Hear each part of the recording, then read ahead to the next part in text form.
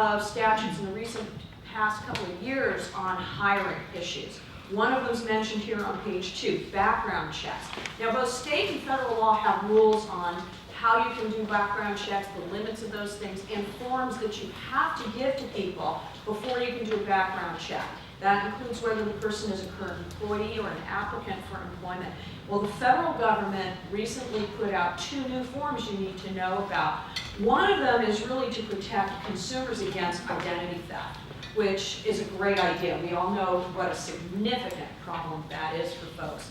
So one of the forms is for that, and the other is to help prevent employment discrimination, because we don't want employers to base hiring decisions on someone's credit report or other issues related to their background. And we see this in California recently, where we've been prohibited from asking questions about someone's criminal history until and unless you've made a conditional offer of employment.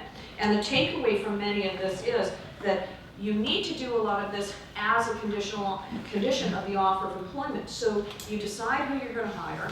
If you do want to have a background check in order to bring this person on board, you have to have a written offer letter, because you need to state contingencies in that written offer letter. You might have other contingencies like a drug test or signing a confidentiality agreement or an arbitration agreement.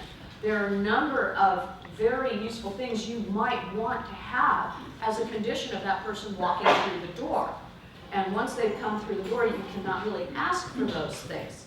So a written offer letter is significant. It's very important, more now than ever, especially if you have anything you want to address before they come on board, because many of these things cannot legally be addressed unless it's post-offer.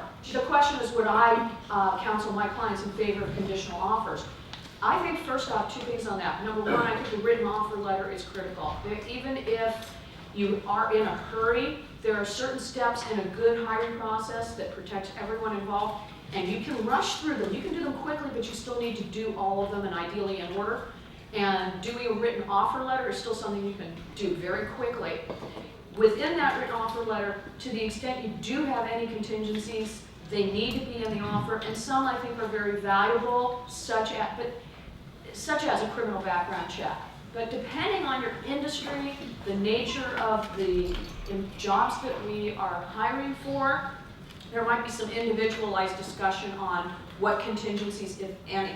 We are recommending arbitration agreements. We'll be talking about arbitration throughout the materials.